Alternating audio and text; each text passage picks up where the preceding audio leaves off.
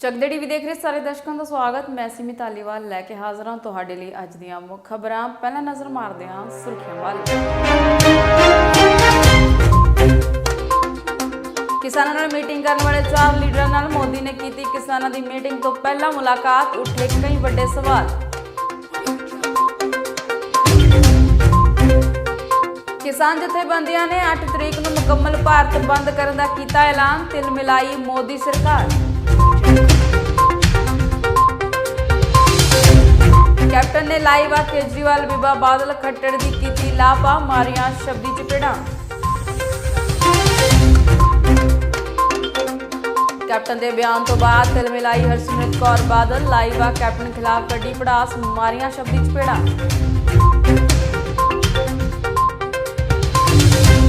कंगना के दिमाग का होया ऑपरेशन, निकलिया काफूस, कंगना नाल लड़ाई दलजीत नूं आई रास, चलिया सिक्का। हुण खबरां विस्तार नाल। अज केंद्र की किसानां नाल मीटिंग हुई, जिस तो पहला देश के प्रधानमंत्री नरेंद्र मोदी ने अपने उन्हां 4 लीडरां नाल मीटिंग की, जिन्हां ने किसानां नाल अज 5वें दौर की मीटिंग की सी। इस मीटिंग ने कई वड्डे सवाल खड़े किए ते वधेरे जानकारी लई रुख करदिआं दिल्ली के बार्डर ते जिथे मेरे सहयोगी गुरविंदर मौजूद ने। तो ਸਿੰਘੂ ਬਾਰਡਰ ਤੇ मैं हाँ गुरविंदर। वड्डी खबर सामने आ रही है, केंद्र सरकार झुकदी नज़र आ रही है। जी हाँ, किसानां दे अगे केंद्र सरकार गोडे टेकदी साफ नज़र आ रही है।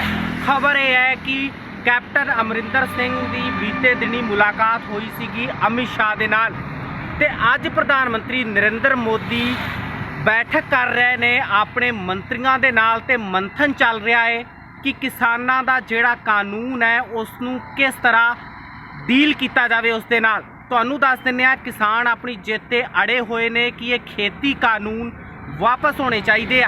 बिजली कानून जिहड़ा नवां सरकार बनाउण जा रही है वो कानून भी रद्द होना चाहिए है, ते नाल दी नाल ही जिहड़ा प्रदूषण नूं लैके 1 करोड़ रुपए के जुर्माने का प्रावधान रखा गया है उसनूं भी पूरी तरह खत्म किया जाए। हालांकि लास्ट मीटिंग दे विच किसान बहुत कुछ मंगां नूं मन्नण लई तैयार हो गई सी, पर अज किसानां नाल एक पासे मीटिंग चल रही है तो दूजे पासे प्रधानमंत्री नरेंद्र मोदी नूं भी हुण सुते हुए उठ पए ने, जाग उन्हां दी खुल गई है। उन्हां दे भी हुण लगन लग पिया है कि नहीं जी, किसानां दी आवाज़ सानूं सुननी पवेगी, होर साडे कोल कोई चारा नहीं। तुहानूं दस दिंदे आ, वड्डी खबर इस वेले दी यह है कि प्रधानमंत्री नरेंद्र मोदी बैठक कर रहे हैं अपने मंत्रियों के नाल। जिहड़े मंत्री मंथन करनगे किसानां दे नाल वो खेती कानूनां नूं लैके जिन्हां दा विरोध पिछले 2 महीने तो किसान पंजाब अंदर ते होरनां सूबिਆਂ अंदर कर रहे सी, ते पिछले 9 दिनों तो किसान जिहड़े ने वो दिल्ली दीआं सरहदां ते इन्हां खेती कानूनां दे खिलाफ जम के डटे हुए ने। दिल्ली च किसान जथेबंदियां ने मीटिंग कर वड्डा फैसला लैंदे हुए आउण वाली 8 तरीक नूं भारत बंद का ऐलान किया ते बिल रद्द करवा के उठण दी गल कही। कल जो हमारी मीटिंग हुई है सरकार के साथ, कल हमने सरकार को साफ कह दिया भी जो 3 कानून हैं उनको वापस ले, पर सरकार कुछ अमेंडमेंटां करनियां चाहुंदी सी पर वो सानू प्रवान नहीं हुईयां। पहला तो सरकार सानू यही कही गई है भी साडे कानून बहुत वधिया ने, बहुत देख के बनाए गए ने, पर कल वो मन गई है साडियां दलीलां दे सामने, किसानां दीयां दलीलां दे सामने भी साडे कानूनां दे विच नुक्स ने। असीं 9 नुक्स कढ के 3 कानूनां दे विच दस्से, 9 कानूनां नूं ओह सोध करन लई तैयार हो गई सी, ते 2 जिहड़े बिल ने आर्डीनेंस ने बिजली दा ते पराली दा उहनूं भी वापस लैण लई राजी हो गई सी किसी हद तक, ते एक MSP ते भी कानून बनाउण लई तैयार हो गए सीगे। पर असी उन्होंने कह के आए हैं भी ये असी वापस करा के ही दम लवांगे ते वापस करा के ही जावांगे। ये कल की जिहड़ी मीटिंग की गल हुई है, उस तो बाद जिहड़े अज कुछ नवे फैसले सारियां जथेबंदियां ने लै गए ने, उहदे विच 5 दसंबर नूं मोदी गवर्नमेंट ते कॉरपोरेट घराणियां दा ये पुतले फूके जाणगे सारे इंडिया दे विच। 5 तरीक नूं कॉरपोरेट घराणे ते मोदी सरकार दे पुतले फूके जाणगे। 7 तरीक नूं जिन्ने मैडल मिले आ जिन्हां भी वीरां नूं वो आपदे मैडल जिहड़े आ वो वापस करनगे। और 8 तरीक नूं असी काल दित्ती आ पूर्ण तौर ते भारत बंद का सद्दा दिता, सारा भारत असी बंद कर देवांगे। ਤੇ ਸਾਰੇ ਜਿਹੜੇ ਟੋਲ ਪਲਾਜ਼ੇ ਆ ਉਹ ਵੀ ਅਸੀਂ ਖਿਲਾ ਦੇਵਾਂਗੇ। ਇਹ ਅਸੀਂ ਅੱਜ ਜਿਹੜੀਆਂ ਕਾਲਾਂ ਦੇ ਕੇ ਆਏ ਹਾਂ। बीते कल कैप्टन अमरिंदर सिंह लाइव होए। लाइव दौरान कैप्टन ने अरविंद केजरीवाल, मनोहर लाल खट्टर और हरसिमरत कौर बादल नूं खूब खरियां खोटियां सुनाइयां। देखो ਉਹ ਕੱਲ ਬੀਬੀ ਸਿਮਰਤ ਕੌਰ ਬੋਲੀ ਸੀ ਟੈਲੀਵਿਜ਼ਨ ਦੇ ਉੱਪਰ, ਉਹਨੂੰ ਪਤਾ ਹੈ ਨਹੀਂ ਕੁਝ। ਆਪ ਉਹ ਸਰਕਾਰ ਦੇ ਵਿੱਚ ਰਹਿ ਕੇ, ਕੈਬਨਿਟ ਦੇ ਵਿੱਚ ਬਹਿ ਕੇ, ਜੋ ਕਾਉਂਸਲ ਆਫ ਮਿਨਿਸਟਰ ਦੀ ਦਿੱਲੀ ਦੇ ਵਿੱਚ ਇਹ ਆਰਡੀਨੈਂਸ ਆਇਆ, ਆਰਡੀਨੈਂਸ ਪਾਸ ਕੀਤਾ, ਔਰ ਹੁਣ ਕਹਿੰਦੇ ਨੇ ਸਾਨੂੰ ਪਤਾ ਹੀ ਨਹੀਂ ਸੀ। ਤਾਂ ਫਿਰ ਤੁਹਾਨੂੰ ਪਤਾ ਨਹੀਂ ਸੀ ਕਿ ਆਰਡੀਨੈਂਸ ਆ ਰਿਹਾ, ਔਰ ਤੁਹਾਨੂੰ ਇਹ ਨਹੀਂ ਪਤਾ ਸੰਵਿਧਾਨ ਦੇ ਵਿੱਚ ਕੀ ਹੁੰਦਾ ਹੈ ਕਿ ਇੱਕ ਵਾਰ ਆਰਡੀਨੈਂਸ ਪਾਸ ਹੋ ਜਾਏ ਫਿਰ ਉਹ ਆਰਡੀਨੈਂਸ ਜਾਂਦਾ ਹੈ ਪਾਰਲੀਮੈਂਟ। ਜੈਸੇ ਹੀ ਪਾਰਲੀਮੈਂਟ ਬੈਠਦੀ ਹੈ ਪਹਿਲੇ ਸੈਸ਼ਨ ਦੇ ਵਿੱਚ ਹੀ ਉੱਥੇ ਪਾਸ ਹੁੰਦਾ ਹੈ ਔਰ ਬਿੱਲ ਬਣਦਾ ਹੈ ਔਰ ਐਕਟ ਬਣਦਾ, ਉੱਥੇ ਐਕਟ ਬਣ ਗਿਆ। ਔਰ ਹੁਣ ਕਹਿੰਦੀ ਅਸੀਂ ਤਾਂ ਮੈਨੂੰ ਤਾਂ ਪਤਾ ਹੀ ਨਹੀਂ ਸੀ। ਤੁਸੀਂ ਅਨਪੜ੍ਹ ਹੋ ਕੋਈ ਕਿ ਤੁਹਾਨੂੰ ਪਤਾ ਨਹੀਂ ਕਿ ਉੱਥੇ ਕੀ ਹੋ ਰਿਹਾ ਹੈ ਕੀ ਨਹੀਂ ਹੋ ਰਿਹਾ। ਔਰ ਦੂਜੇ ਇੱਥੇ ਭਗਵੰਤ ਮਾਨ ਔਰ ਦੂਜੇ ਉਹਨਾਂ ਦੇ ਔਰ ਕੇਜਰੀਵਾਲ ਤਾਂ ਉਹੀ ਪਤਾ ਨਹੀਂ। ਪਹਿਲਾਂ ਤਾਂ ਕੇਜਰੀਵਾਲ ਮੈਨੂੰ ਸਮਝਾਏ, ਹੁਣ ਗੱਲ ਕੁਝ ਹੋਰ ਕਰ ਰਿਹਾ ਹੈ। ਲੇਕਿਨ ਕੇਜਰੀਵਾਲ ਜਿਹੜੇ ਇਹ 3 ਬਿੱਲ ਪਾਸ ਕੀਤੇ ਨੇ ਪਾਰਲੀਮੈਂਟ ਦੇ ਵਿੱਚ, ਉਹਨਾਂ ਨੂੰ ਮਨਜ਼ੂਰੀ ਕਿਉਂ ਦਿੱਤੀ ਇਹਨੇ? ਇੱਕ ਬਿੱਲ ਨੂੰ ਉਹਨੇ ਮਨਜ਼ੂਰੀ ਦਿੱਤੀ ਹੋਈ ਹੈ, ਨੰਬਰ 1। ਦੂਸਰਾ ਮੈਂ ਪੁੱਛਣਾ ਚਾਹੁੰਦਾ ਕਿ ਜਦ ਸਾਰੇ ਸੂਬੇ ਰਾਜਸਥਾਨ, ਛੱਤੀਸਗੜ੍ਹ, ਪੰਜਾਬ, ਅਸੀਂ ਸਾਰਿਆਂ ਨੇ ਇਸ ਨੂੰ ਰੱਦ ਕਰਤਾ ਸੀ, ਤੂੰ ਕਿਉਂ ਨਹੀਂ ਰੱਦ? ਤੂੰ ਅਸੈਂਬਲੀ ਬੁਲਾ ਕੇ ਤੂੰ ਕਿਉਂ ਨਹੀਂ ਰੱਦ ਕੀਤਾ? ਉੱਥੇ ਤੇਰੇ ਪਿੰਡ ਨਹੀਂ ਹੈ ਦਿੱਲੀ ਦੇ ਵਿੱਚ? ਕਿੰਨੇ ਪਿੰਡ ਨੇ ਦਿੱਲੀ ਦੇ ਸਾਰੇ ਆਲੇ ਦੁਆਲੇ, ਸਾਰੇ ਉੱਥੇ ਲੋਕ ਉੱਥੇ ਕਿਸਾਨੀ ਕਰਦੇ ਨੇ, ਤੁਸੀਂ ਉਹਦੇ ਬਾਰੇ ਸੋਚਣਾ ਨਹੀਂ ਕੁਛ? ਤੂੰ ਤਾਂ ਇੱਥੇ ਮੈਨੂੰ ਇੱਥੇ ਗੱਲਾਂ ਕਰਦੇ, ਬੜਾ ਚਲਾਕ ਜਿਹਾ ਚੁਸਤ ਜਿਹਾ ਆਦਮੀ ਹੈ। ਔਰ ਇਹ ਜਿਹੜਾ ਇਹਨੂੰ ਪਤਾ ਹੈ, ਇਹ ਹੁਣ ਕੋਸ਼ਿਸ਼ ਕਰ ਰਿਹਾ ਕਿਸੇ ਹੱਲ ਕੱਢਣ ਨੂੰ। ਕੱਲ੍ਹ ਮੈਂ ਗਿਆ ਹੋਮ ਮਿਨਿਸਟਰ ਨੂੰ ਮਿਲਣ, ਔਰ ਉਹ ਕਹਿੰਦੇ ਨੇ ਜੀ ਇਹ ਜਿਹੜੇ ਕਿਸਾਨ ਬੈਠੇ ਨੇ ਉੱਥੇ ਨੈਸ਼ਨਲ ਸਿਕਿਉਰਿਟੀ ਦਾ ਖਤਰਾ ਹੈ। ਕਿਹਨੇ ਕਿਹਾ ਤੈਨੂੰ? ਮੈਂ ਕਿਹਾ? ਤੂੰ ਮੈਨੂੰ ਸੁਣਦਾ ਹੈ? ਕੁਝ ਹੋਮ ਮਿਨਿਸਟਰ ਨਾਲ ਗੱਲ ਕਰਦੇ ਐਸੇ ਗੱਲਾਂ ਕਰਨੀਆਂ, ਝੂਠ ਬੋਲਣਾ, ਇਹ ਤੇਰੀ ਆਦਤ ਬਣ ਗਈ ਹੈ ਤੈਨੂੰ।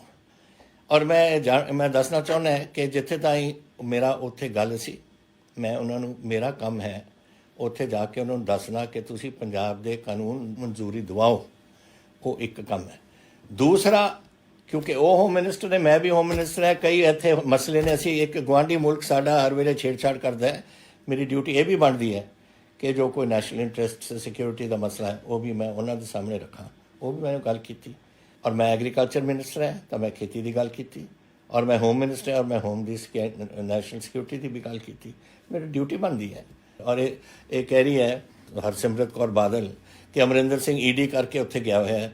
ਉਹ ਬਈ 13 ਸਾਲ ਤੇਰੇ ਈਡੀ ਕਰਕੇ ਤਾਂ ਮੈਂ ਅਦਾਲਤਾਂ 'ਚ ਰਿਹਾ। ਇਹ ਬਾਦਲਾਂ ਨੇ ਮੇਰੇ 'ਤੇ ਕੀਤੇ ਜਿਹੜੇ ਮੁਕੱਦਮੇ ਔਰ ਕੇਸ ਕੀਤੇ ਸੀ। ਤਾਂ ਮੈਨੂੰ ਨਾ ਸਮਝਾ ਈਡੀ ਊਡੀ ਦਾ। ਮੈਨੂੰ ਈਡੀ ਊਡੀ ਦਾ ਕੋਈ ਫਰਕ ਨਹੀਂ ਹੈ, ਜਿੰਨੇ ਮਰਜ਼ੀ ਲੱਗੇ ਰਹੇ। 13 ਸਾਲ ਪਹਿਲਾਂ ਲੱਗੇ, 13 ਸਾਲ ਹੁਣ ਲੱਗ ਜਾਣਗੇ ਉਹਦੇ 'ਚ। I am not in the least bit interested. And ਤੁਸੀਂ ਇਹ ਝੂਠ ਬੋਲਣਾ ਇਹ ਇੱਕ ਬੰਦ ਕਰੋ। ਲੋਕ ਹੁਣ ਦੁਖੀ ਹੋ ਗਏ ਨੇ ਝੂਠ ਤੋਂ। ਰੋਜ਼ ਤਾਂ ਟੈਲੀਵਿਜ਼ਨ ਚੱਲਦੇ ਨੇ, ਲੋਕ ਰੋਜ਼ ਤੁਹਾਡੇ SMS ਆ ਰਹੇ ਨੇ, ਹੋਰ ਚੀਜ਼ਾਂ ਆ ਰਹੀਆਂ ਨੇ, ਸਾਰੀ ਦੁਨੀਆ ਨੂੰ ਪਤਾ। ਤੁਸੀਂ ਉਹ ਗੱਲ ਨਹੀਂ ਕਰ ਸਕਦੇ ਜਿਹੜੇ ਅੱਜ ਤੋਂ ਤੁਸੀਂ 30 ਸਾਲ ਪਹਿਲਾਂ ਕਰਦੇ ਸੀ। ਹੁਣ ਤਾਂ ਕੱਲੇ ਬੱਚੇ ਨੂੰ ਪਤਾ ਹੈ, ਟੈਲੀਫੋਨ ਚੱਕੀ ਫਿਰਦਾ ਹੈ ਔਰ ਉਹਨੂੰ ਦੇਖਦੇ ਨੇ ਕਿ ਇਹਦੇ 'ਚ ਲਿਖਿਆ ਕੀ ਹੈ। ਔਰ ਆ ਜਿਹੜਾ ਕੇਜਰੀ ਹੈ, ਇਹਨੂੰ ਤਾਂ ਬਸ ਆਦਤ ਹੀ ਹੈ ਝੂਠ ਬੋਲਣ ਦੀ, ਇਹਨੂੰ। ਔਰ ਉਹ ਖੱਟਰ ਨੂੰ, ਲੋਕਾਂ ਨੂੰ ਕੁੱਟਣ ਦੀ, ਇਹਨੂੰ ਝੂਠ ਬੋਲਣ ਦੀ। ਔਰ ਇਹ ਅਕਾਲੀ ਦਲ ਦੀ ਹੈ ਜਿਹੜੀ ਬੀਬੀ ਹੈ, ਇਹ ਤਾਂ ਪਤਾ ਨਹੀਂ ਕਿੰਨੇ ਕਿਸ ਕਿਸਮ ਦਾ ਇੱਥੇ ਪੜ੍ਹਾਈ ਹੋਈ ਹੈ ਜੀ ਔਰ ਕਿੱਥੇ ਪੜ੍ਹੀ ਹੈ, ਰੱਬ ਜਾਣਦਾ। ਲੇਕਿਨ ਇਹ ਵੀ ਉਹੀ ਜਿਹੀ ਹੈ। ਤਿੰਨੋਂ ਹੀ ਇਹੋ ਜਿਹੇ ਕਿਸਮ ਦੇ ਬੰਦੇ ਸਾਨੂੰ ਟੱਕਰੇ ਨੇ ਇੱਥੇ। ਉਧਰ ਕੈਪਟਨ ਦੀਆਂ ਖਰੀਆਂ ਖੋਟੀਆਂ ਸੁਣਨ ਤੋਂ ਬਾਅਦ ਬੀਬਾ ਹਰਸਿਮਰਤ ਕੌਰ ਬਾਦਲ ਤਿਲਮਿਲਾ ਉੱਠੀ ਅਤੇ ਆਪਣੇ ਫੇਸਬੁੱਕ ਤੇ ਲਾਈਵ ਆ ਕੈਪਟਨ ਖਿਲਾਫ ਖੂਬ ਭੜਾਸ ਕੱਢੀ ਅਤੇ ਖੇਤੀ ਬਿਨਾਂ ਲਈ ਵੀ ਕੈਪਟਨ ਨੂੰ ਜ਼ਿੰਮੇਵਾਰ ਠਹਿਰਾਇਆ। ਲਾਗੂ ਹੋਏ ਨੇ ਤੇ ਹੁਣ ਦਸੰਬਰ ਦਾ ਮਹੀਨਾ ਆ ਗਿਆ। ਇਹ ਸਾਰੇ ਅੰਦੋਲਨ ਦੇ ਵਿੱਚ ਜੇ ਗਹਿਰਾਈ ਦੇ ਨਾਲ, ਡੂੰਘਾਈ ਦੇ ਨਾਲ ਦੇਖਿਆ ਜਾਏ, ਕਈ ਚੀਜ਼ਾਂ ਉੱਭਰ ਕੇ ਸਾਹਮਣੇ ਆਈਆਂ ਨੇ। ਜੇ ਪਾਰਲੀਮੈਂਟ ਵਿੱਚ ਮੰਤਰੀ ਨੇ ਦੱਸਿਆ ਕਿ ਕਿਵੇਂ 1 ਜੁਲਾਈ 2019 ਵਿੱਚ 7 ਮੁੱਖ ਮੰਤਰੀਆਂ ਦੀ ਸਮਿਤੀ ਦਾ ਗਠਨ ਹੋਇਆ, ਜਿਹਦੇ ਵਿੱਚ ਕੈਪਟਨ ਅਮਰਿੰਦਰ ਸਿੰਘ ਦੀ ਸ਼ਮੂਲੀਅਤ ਸੀਗੀ। ਉਹਨਾਂ ਨੇ ਸਹਿਮਤੀ ਦਿੱਤੀ ਇਹਨਾਂ ਐਗਰੀਕਲਚਰ ਰਿਫਾਰਮਸ ਵਾਸਤੇ, ਜਿਹਦੇ ਵਿੱਚ ਉਹ 3 ਕਾਨੂੰਨ ਬਣ ਕੇ ਆਏ। ਉਹਦੇ ਬਾਅਦ 1 ਸਤੰਬਰ ਨੂੰ ਨੀਤੀ ਆਯੋਗ ਦੀ ਮੀਟਿੰਗ ਜਦ ਹੋਈ, ਉੱਥੇ ਵਿੱਤ ਮੰਤਰੀ ਮਨਪ੍ਰੀਤ ਬਾਦਲ ਨੇ ਸ਼ਮੂਲੀਅਤ ਕੀਤੀ, ਸਹਿਮਤੀ ਦਿੱਤੀ। ਤੇ 5, 6, 7 ਮੀਟਿੰਗਾਂ ਵਿੱਚ ਹਰ ਵਾਰੀ ਕਾਂਗਰਸ ਦੇ ਅਫਸਰ ਨੇ ਉੱਥੇ ਜਾ ਕੇ ਆਪਣੀ ਸ਼ਮੂਲੀਅਤ ਕਰਕੇ ਇਹਨਾਂ ਸਾਰਿਆਂ ਬਿੱਲਾਂ ਵਾਸਤੇ ਇਹਨਾਂ ਨੇ ਆਪਦੀ ਸਹਿਮਤੀ ਦਿੱਤੀ।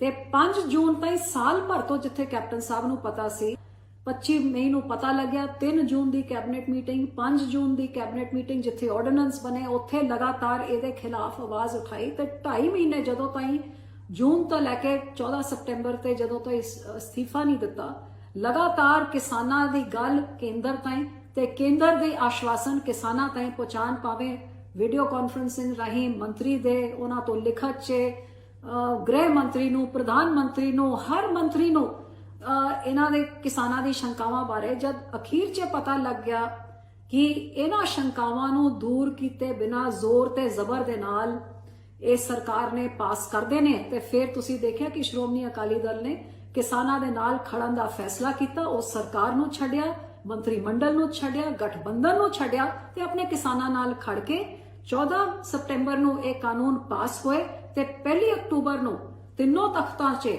ਪੂਰੇ ਪੰਜਾਬ ਇਕੱਠਾ ਹੋ ਕੇ ਇਹਨਾਂ ਦੇ ਕਾਨੂੰਨਾਂ ਦੇ ਖਿਲਾਫ ਇੰਨਾ ਵੱਡਾ ਰੋਸ ਮਾਰਚ ਕੱਢ ਕੇ ਅਸੀਂ ਚੰਡੀਗੜ੍ਹ ਉੱਥੇ ਗਵਰਨਰ ਸਾਹਿਬ ਨੂੰ ਇਹਨਾਂ ਕਾਨੂੰਨਾਂ ਦੇ ਖਿਲਾਫ ਆਪਾਂ ਆਪਣਾ ਪੱਤਰ ਦੇਣ ਗਏ।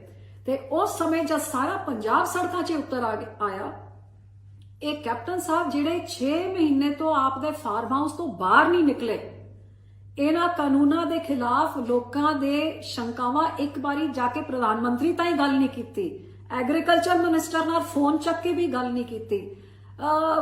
ਹਰ ਲੈਵਲ 'ਚ ਜਦ ਕੈਪਟਨ ਸਾਹਿਬ 6 ਮਹੀਨੇ ਤੋਂ ਕਦੇ ਨਜ਼ਰ ਹੀ ਨਹੀਂ ਆਏ, ਕਿਉਂਕਿ ਕੈਪਟਨ ਸਾਹਿਬ ਚੰਗੀ ਤਰ੍ਹਾਂ ਸਮਝਦੇ ਸੀ ਕਿ ਜੇ ਮੈਂ ਆਪ ਇਹਦੇ ਵਿੱਚ ਇਹਨੂੰ ਖੁੱਲ ਕੇ ਇਸ ਕਿਸਾਨੀ ਸੰਘਰਸ਼ ਨੂੰ ਜੇ ਮੈਂ ਬਲ ਦੇਵਾਂ, ਮੈਂ ਆਪ ਜਾਵਾਂ, ਮੇਰੇ ਲੋਕੀ ਜਾਣ, ਤੇ ਗ੍ਰਹਿ ਮੰਤਰੀ ਇਹਨਾਂ ਦੇ ਜਿਹੜੇ ਇਹਨਾਂ ਦੇ ਕੇਸਿਸ ਈਡੀ ਵਿੱਚ ਚੱਲ ਰਹੇ ਨੇ, ਜਿਹੜਾ ਕਾਲਾ ਧਨ ਵਿਦੇਸ਼ਾਂ 'ਚ ਪੂਰੀ ਫਾਈਲ ਹੈਗੀ ਕਿ ਕਿੰਨਾ ਕੈਪਟਨ ਦੇ ਪਰਿਵਾਰ ਨੇ ਇਕੱਠਾ ਕੀਤਾ ਹੋਇਆ ਹੈਗਾ, ਤੇ ਜੇ ਇਹਨਾਂ ਦੇ ਦੋਸਤ ਮਿੱਤਰ ਜਿਨ੍ਹਾਂ ਨੂੰ ਪਾਕਿਸਤਾਨ ਦੇ ਵੀਜ਼ੇ ਚਾਹੀਦੇ ਨੇ, ਇਹ ਸਾਰੀ ਚੀਜ਼ਾਂ 'ਚ ਜੇ ਮੈਂ ਕੇਂਦਰ ਦੇ ਖਿਲਾਫ ਮੈਂ ਚੱਲਦਾ ਹਾਂ ਤਾਂ ਮੈਂ ਆਪ ਔਖਾ ਹੁੰਦਾ ਹੈ। ਸੋ ਇਸ ਤੋਂ ਚੰਗਾ ਕਿ ਕਿਸਾਨਾਂ ਨੂੰ ਆਪਾਂ ਕਹਿ ਦੇ ਕਿ ਸਿਆਸੀ ਬੰਦਿਆਂ ਨੂੰ ਬਾਹਰ ਕਰ ਦਈਏ। ਕੰਗਨਾ ਨੂੰ ਪੰਜਾਬੀ ਗਾਇਕ ਤੇ ਅਦਾਕਾਰ ਦਲਜੀਤ ਦੋਸਾਂਝ ਨੇ ਟਵਿੱਟਰ ਤੇ ਸਬਕ ਸਿਖਾਇਆ। ਦੋਵਾਂ ਵਿਚਾਲੇ ਬੀਤੇ ਦਿਨੀ ਟਵਿੱਟਰ ਤੇ ਸ਼ਬਦੀ ਜੰਗ ਸ਼ੁਰੂ ਹੋਈ।